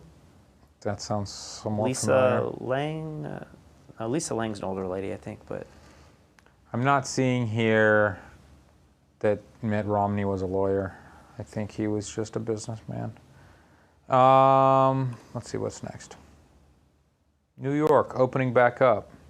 Hi there, Kelly. Nearly 1 million people laid off in the city during the coronavirus crisis, and the mayor estimates as many as 400,000 could return to work today. Now, retail is allowed to have in-store pickup or curbside delivery, but as you can see here in Brooklyn, there are windows boarded up to protect against damage during civil unrest. Manufacturing can welcome their employees back today, and more than 33,000 construction sites that sat idle during the coronavirus crisis are allowed back in action today. It's a big boost for construction supply companies that laid off workers and saw business dwindle during the closures. I'm just happy to see the people coming back because, you know, you miss 1 or 2 paychecks, trying to get unemployment home. It's tough, but it's just getting back to see everybody in Brooklyn getting back in the workforce is a good thing. Masks, hand sanitizer, now part of construction supplies that get delivered. And the mayor and the governor say they are monitoring to see whether they can keep the viral caseload under control under this limited phase 1 before they launch into phase 2. Kelly, it's loud with the sound of construction around here. Yeah, whoever thought that would be so reassuring. Quick question, Contessa. Companies under phase 1 are still, there's not any major breakthroughs for the office, right? I mean, they're still saying basically, I think, 25% capacity. Yeah, they're asking companies to keep their workers at home if they can work remotely. They're also saying if you need to bring people back, we want you to do it in a staggered way so they're not all hitting rush hour at the same time. So, for instance, the MTA was expecting some 85% of pre-pandemic levels this morning for the rush hour on the subway. They had seen it plummet to 90% during the height of the coronavirus. Interesting. It would be weird to go to New York City right now, see how different it is. I was thinking when they said the construction is back up and running and they show those guys unloading, I was thinking, like, what if they were unloading just raw bricks? Putting piles of bricks down. What did she say about retail? I'd love to know from people in New York. It's curbside pickup only. If you need to buy anything retail, like no one's going into stores in New York, do you think that's the case? Not yet. I mean, in Puerto Rico, you said most of the stores were shut down already. The mall was open, physically open, but the stores weren't. Well, or you could do curbside pickup like in the mall. No, the mall is open now. Maybe 50% of the stores were open, but all of their doors were closed. So you had to like physically open a glass door and walk in, which means you would be the only. It's not a casual, like, oh, I'm just gonna walk through Banana Republic real quick. I would open a door, probably something would beep. And then people would go like, ooh, we have our first and only customer today. And I didn't want to be that guy, so I didn't go in any of the stores. Boat Talk Mike says, 2 best days owning a boat, the day you buy it and the day you sell it. Yeah. There's a lot of good days in between, though. There can be. There will be some really good days in between. We we have been members of this Freedom Boat Club thing for a long time. It's like the greatest decision I think I've ever made in life. I know. And besides proposing to my fiance. Well, of course. And those boats broke down all the time. And we would even get frustrated. You know, you'd have some reservation, you get on the boat and the engine would blow up while you're on the boat or it'd break down or whatever. But imagine if every time, like, you know, you get all your friends and family together, you get on the boat blows up, and then you pay $1,000 to fix it, you put it in the water again, and the first time you go to use it again, it blows up again, it's another $1,000. Like, and that's a normal boat. Yeah. The boat we were looking to get, it's not 1,000, you know, it's probably 5,000 to like get it out of the water. Yeah. So that's just scary. C. Clary says, keep up the great work, guys. Thank you very much for the super chat. This is funny. So Mike Pence. This is your boy. You love Mike Pence. Oh, I always pick on Mike Pence's ability to like not say anything, but just speak very smoothly. But it's just all about like the spirit of the American people and our ingenuity and willpower can overcome any pandemic that might be on our way. But anyway, isn't he the like head of the pandemic task force or something like this? Okay. I don't know. I thought he was like in charge of something like this. Well, he keeps doing stupid stuff all the time. And the latest thing, he posted this picture of like a ton of people all crowded next to each other in an office building, no one wearing masks. Yeah. And he had to delete it because everybody was giving him so much crap. There was one picture I think that may illustrate a little bit of what you're saying. It's Vice President Mike Pence, who's in charge of the coronavirus task force. He tweeted out a picture of him visiting the Trump campaign headquarters. I think we have that picture. And he's surrounded by a crowd of people not wearing masks, not in any way social distancing. Is this what you mean by opening up too early and rushing things? Absolutely. I think that much of the community has taken their cues from the top, and they believe that if the president, vice president are not wearing masks, then why should they? Unfortunately, it's become a political football as well, and that has really stymied our progress in the... You get the idea. So was that in Montgomery? I'm not sure where it was, but Montgomery's been getting hit. I've been seeing people I went to high school, junior high school with from Enterprise that have now moved to Montgomery. Saw a guy today on Facebook saying his wife has COVID. Oh, really? Yeah. And that's very big, like Republican Trump states, you know. So to see like people there see their friends and family get COVID, it's been interesting to watch because so many people want to say like, it's not going to hit us, or it's a hoax, or it's not as bad.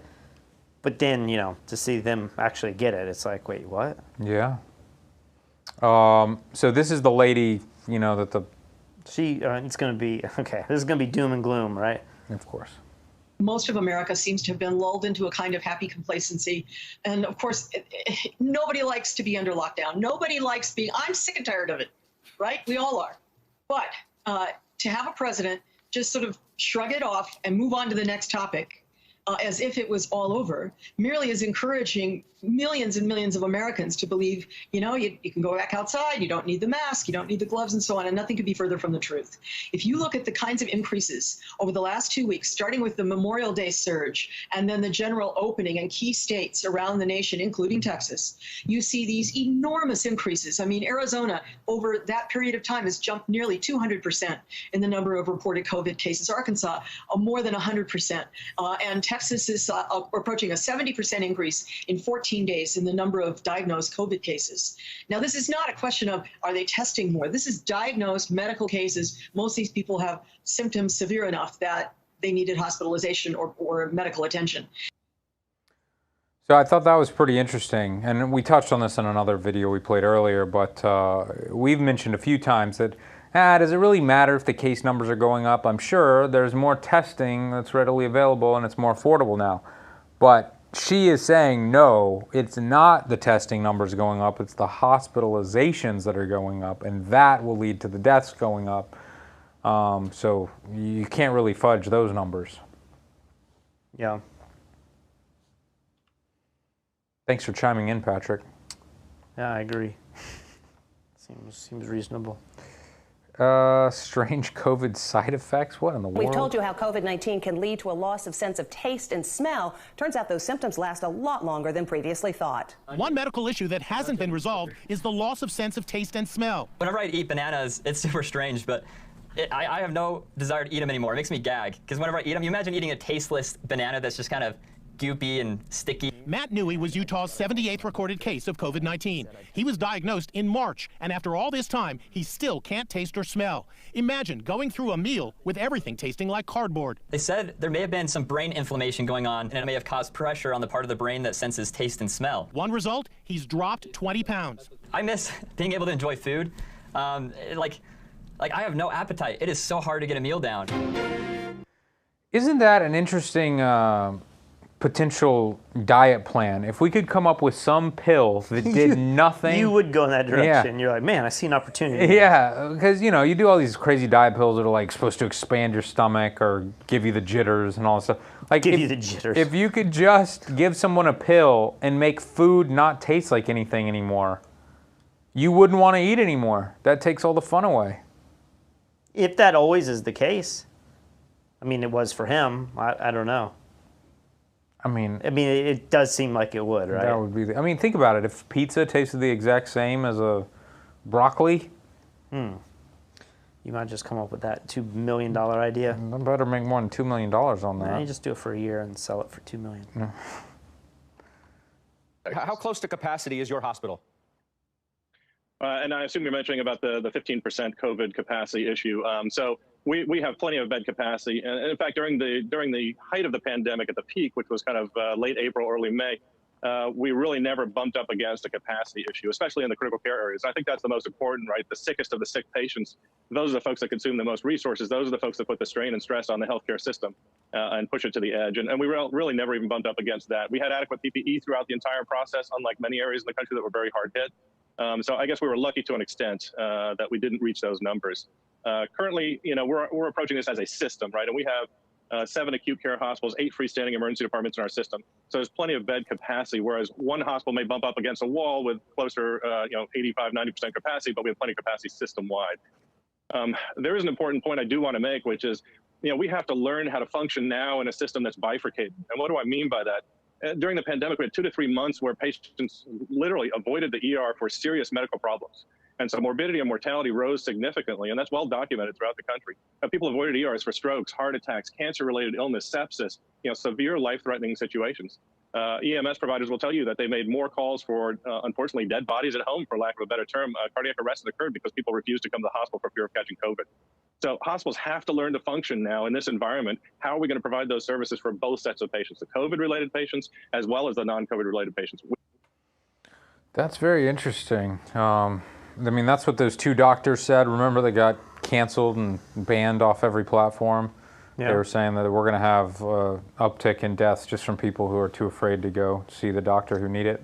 Well, this was one of the main points early on, again, in like season 1 of this podcast, week 2, I think, was that South Korea and Singapore, some of these countries that had dealt with SARS before, what did they do? They re-outfitted their hospitals. So they had a separate entrance and facility for the next pandemic so that their main hospital could still function. And we have nothing like that in America for the most part.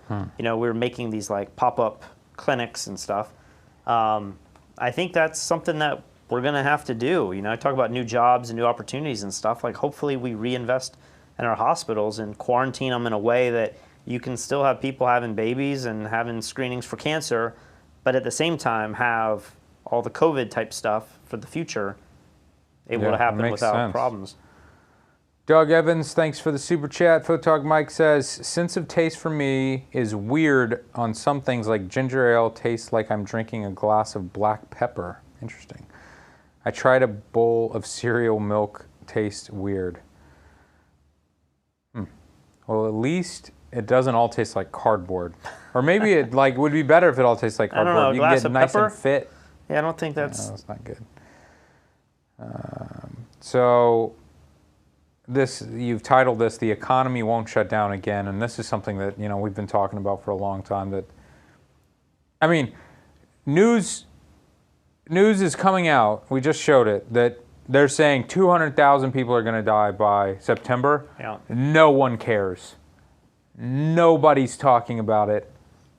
It's not a big deal at all to anyone. At what level? It's going to have to be huge. Do people care? I mean, maybe that's why the spikes happen, is because we're so tired of it from the first one that in order to get it's like this with the stock market, you know? Like if you trade Bitcoin, you're used to seeing 10 and 20 and 30% swings. We're not used to seeing that in the stock market. And then now it takes like 6% for people to kind of talk about it. Yeah. And as we had a video earlier and they were showing a graph, there have been at least 3 other moments in the last couple months where the market had gone down by the same amount and then it just went back up. It's just been going up for so long recently. Yeah, but maybe this is the 3rd or 4th time it's gone down more than 5%. But it could very easily tick back up, like we don't know. Sure. So all I'm trying to say is that I think you get used to what you're seeing and you start to say, like, you know, maybe I need to have somebody very close to me get sick before I'm going to take it seriously at all. And maybe because of that, that's why the second wave is so much worse, because everyone's reaction is so much slower. Yeah. How is Treasury modeling for a potential second wave? Is that something you're actively trying to model in? And what would policy look like if that in fact happened? Well, Treasury isn't modeling the medical side. We're leaving that to the task force. And, you know, I'd say the good news is, again, plenty of hospital capacity. A lot of progress on testing. I think we're over 20 million people that have been tested and will continue to test people. So the good news is you have a lot of capacity of testing and hospitals, and that was something that was the big problem and the reason why the president needed to close down parts of the economy. So I think now you're going to see, with the reopening, yes, you will see there's areas, but contact tracing is getting much better. The technology is getting much better. So I think we'll deal with this in the appropriate way. Mr. Secretary, I would assume that means we're not going to shut down the economy again, in your opinion. We can't shut down the economy again. I think we've learned that if you shut down the economy, you're going to create more damage, and not just economic damage, but there are other areas, and we've talked about this, of medical problems and everything else that get put on hold. I think it was very prudent what the president did, but I think we've learned a lot. And I also would just say the fact that Congress, the House, the Senate responded with the administration in an unprecedented way to put $3 trillion in the economy. I heard you had Ron Johnson on this morning, and he said this. We discussed this last night, actually. There's only about $1.6 trillion of that money actually in the economy. So, you know, over the next month, you're going to see over another $1 trillion pumped into the economy. That's going to have a big impact. We have the Fed program. We have Main Street, which is going to be now up and running. And we're prepared to go back to Congress for more money to support the American worker. So we're going to get everybody back to work. That's my number one job, working with the president, and we're going to do that.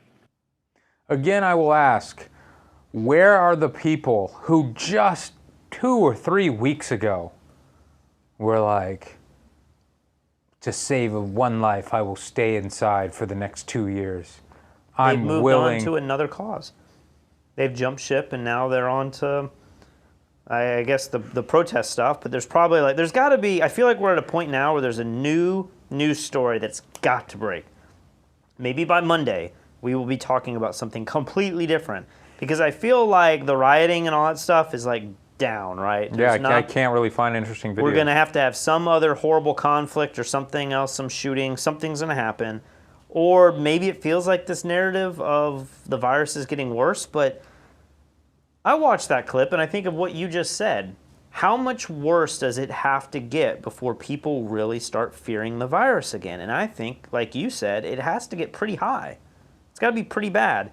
If he's saying that there's still $1 trillion in the chamber that hasn't actually been injected into the economy yet, I mean, we've done, what, 3 or 4 trillion already? I don't know. It just feels like, I feel like the market's going to rise for a good bit, like at least for another month. I don't feel like people are scared for their lives. I don't think that the rioting and stuff seems to kind of be slowing down. It's summertime. Everyone doesn't want to go back into their homes. So I just don't know. You know, we're going to start getting more Q2 numbers eventually. But I don't see anything slowing down in the immediate future. You're talking about stock market? You're talking about economy? All of it. I think people are going to be in a pretty good mood. I mean, people are already in a good mood, I feel like. Maybe I'm way wrong. People feel like they're in a much better mood. And if you look at the numbers, the new death rate and new case rate is still the same as it was when we were in pandemonium. I know. When we were freaking out, that's what we're doing right now. Nobody cares. So I feel like you have to quadruple or 10 times that I know. before people are going to be like, oh my gosh, we have to get back in our houses. I don't think anyone's prepared to get back in their houses right now. And you also have to look at the rest of the world. And when you look at the rest of the world, I feel like it's slowing down even more. Like maybe it really is slowing down. I don't know that that's happening in America, but when you look at Europe and especially the East, I feel like things definitely look more positive there. Yeah, it certainly appears that way. And that's why I think you should throw 5 or 10% of your money in the market immediately in the open tomorrow. Hell no. You think like we're at record highs? We just came off of them. We're 6%. So you think I should be chasing a potential 5% gain when we have record unemployment, we have looting and riots in the streets, we have a pandemic that only seems to be getting worse? In the short term, yeah, I think you probably should. Because I don't think the market's tied to any of those things at the moment. All right, guys, we're going to hold Patrick to this. We're going to watch the stock market in the next month. I'm just saying, like in the next month, I think like you'll probably look back and say, you're going to look back and it's not going to be that you lost out on 5%. It's going to be that you lost out on 5% plus you're still not in the market, and you're like, man, I'm going to keep waiting. I mean, you should have bought 10 to 30% when we dropped 40%. I should have. And at least said, all right, I got 30 or 40% in, and I hope we go further and I'll buy more in. But you missed the whole train back up. I missed it with half of my money. But I don't know. I'm just trying to gauge, like, what does it feel like is happening in most people's minds out there? And it seems like business is going to pick up more. Now, the one negative thing that's coming up, I think, is the end of July. The government has claimed they're not going to give the $600 unemployment anymore. And there's starting to be these loans where companies, I think in September, are going to be able to finally start firing people that maybe they have kept on the books for these loan programs. So there is that element of it. But, you know, in some ways, the market still goes up when massive firings go on. I know. It's because the companies are leaner and meaner now, and like they're not worried about it. Their income's not necessarily from the unemployed retail person that's buying clothing. It's from these bigger enterprises. So I don't know. It just feels like to me, watch, tomorrow will probably be down another 3%. But I just feel like you should throw some amount in today. Why would you not? For the short term. Because I'm not going to gamble for 5%. If I was going to gamble, then I should have gambled when we were down 30 or 40% overall. I'm not going to gamble when we're hitting record numbers in the middle of a pandemic. That's the most insane time to put money in the stock market. And when everybody's like blissful and like, oh, it's over, and now I could like, record unemployment doesn't matter. Yeah, you should just put all your money in the stock market. It's guaranteed to make money. That's when the biggest crashes are going to come. I can't believe you have changed your tone completely from a month ago. I'm not saying put all your money. I'm saying like 5%. If you really have that much, if it's all. Did you say 5%? 5 or to did 10%. You say, I thought you said even more than that. Like, why not put 30% of your money in the stock market? I'm not doing that. Photog Mike says, anyone tracing pregnancies to see how many babies were born in January, February? I'm sure this will be baby boom 2.0. Of next year? Yeah, I guess. You can do this one last if you want. Okay. Okay, so... I think I heard a little bit about this. I saw some meme somebody posted, and it was like, is Trump saying that the 75-year-old guy is like the Antifa that we should be scared of? The old man who can't even like stand and... Yeah, so remember the guy that got pushed down by the cops and was bleeding out of his ear, and Trump tweeted that like he's with Antifa, and he threw himself on the ground, and he has some device in his hand used to track the police. It's crazy. Well, the reporter started asking his press secretary, and this is somewhat entertaining.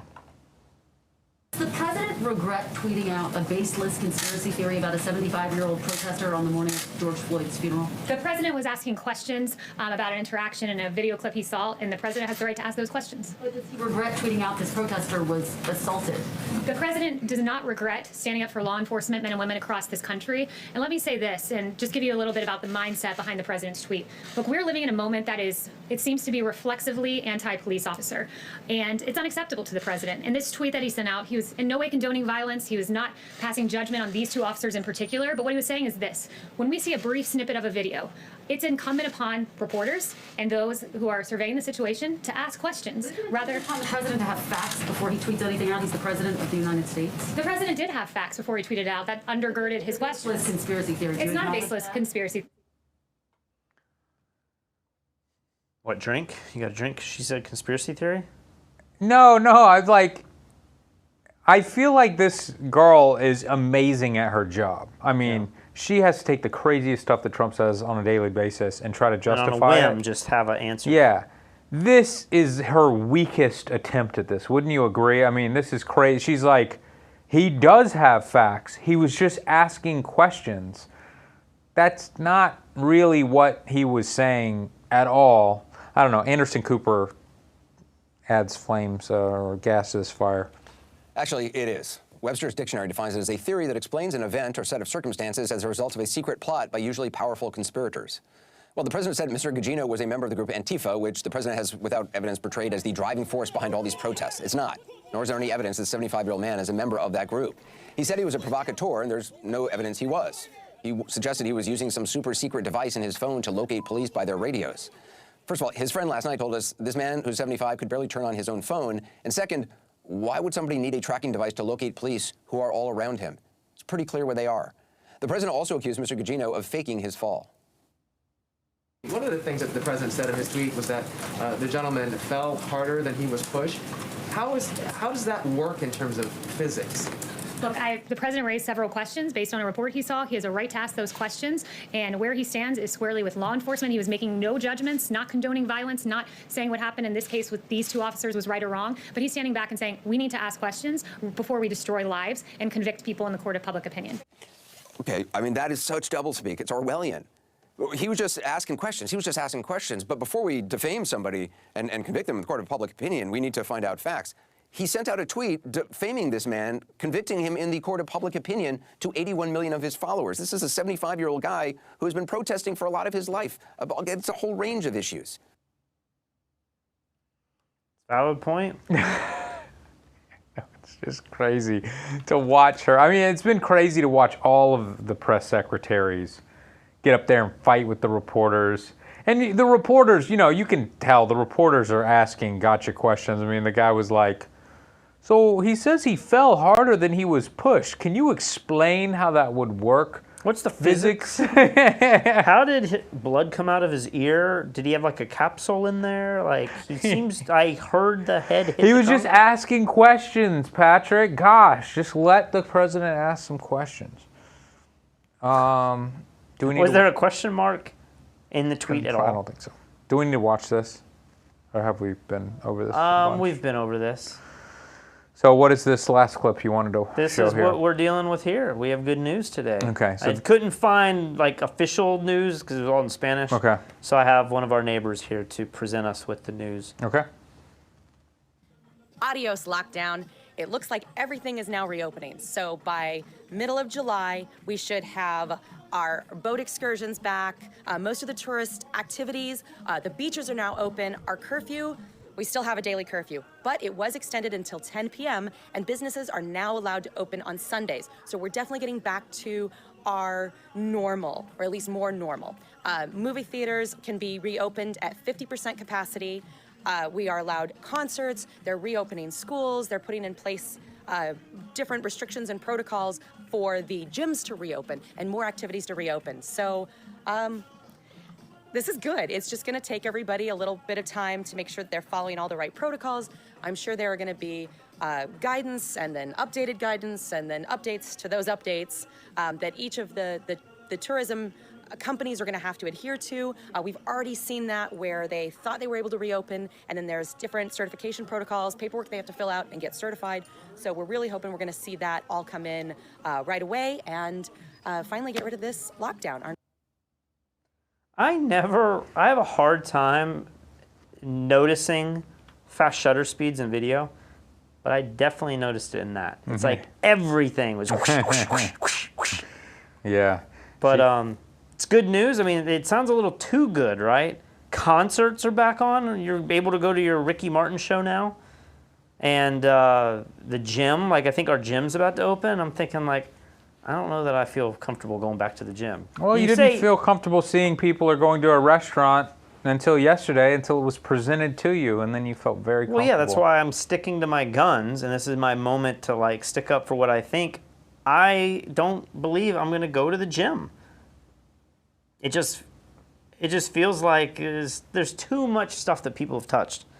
Our gym's never that packed, but I don't know that I need to go to the gym. And then I've gotten in a good rhythm working out here for the most part. I do want to get back and start playing tennis again, but just gotta kick other balls. You can't pick them up. The curfew at 10's huge because at the moment our alarm goes off at 6:30. By 7 you're supposed to be inside, and then like a lot of shoots you may want to be doing would be outside at sunset. Well, and all the restaurants and stuff, like you want to start having dinner around 7. Yeah. And it's illegal. Most of them shut down at 6:30. So I'm excited. I guess this means like be able to go out and do photo shoots without a time constraint, without feeling like, you know, if we bring somebody in to photograph or work with somebody, like we don't have to say, hey, it's 6, you need to get on the road. So it makes me wonder, like, are we now done with the show? The quarantine's kind of been lifted, life's back to normal. Are we now able to go out and make, you know what's frustrating though? I'm going out making photo content and then we're uploading it on the other channel. And it's like, it feels like nobody cares. It's so sad. Yeah, and you put so much work into that last video. I still haven't seen your last video about the ink or whatever. Yeah, so you don't even care. So I just wonder, like, but what's going on in the photo industry? Is it just nobody cares? Nobody. I've seen other channels that are doing well. So it's just me. I think, or it's just F-Stoppers has failed. Oh, no. They know now that we're a news show, and they're like, oh, you just don't watch that anymore. Well, maybe it'll be time to pivot and get back to business. I mean, we should be getting back to business, absolutely. I feel like at the moment, as long as I still feel trapped here. I still feel like I can't really go anywhere. What do you mean? You would have just now had to have been home. I know, but what are we going to do?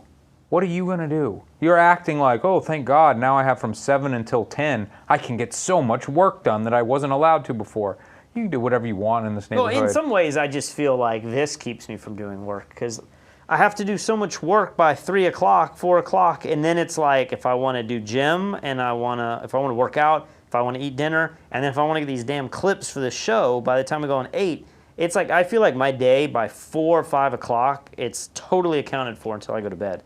And so I feel like that will open up a lot. You're trying to say that you just getting clips for this show does not allow you, and then talking for an hour and a half.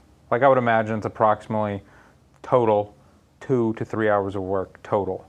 I mean, these clips today, probably I looked at clips for like an hour, maybe a little bit longer. So 2 to 3 hours. Because you have to watch the clip, and then you have to decide, was that good enough? Was that what I was looking for? Yeah. And then I got to go back and film the clip. And I know the clips are short, but still it takes a long time. It's not, it's like a good hour. I just feel like this is not hard to do. It's not hard. I'm just saying, like, today I went out and worked on a photo project that kind of was a failure.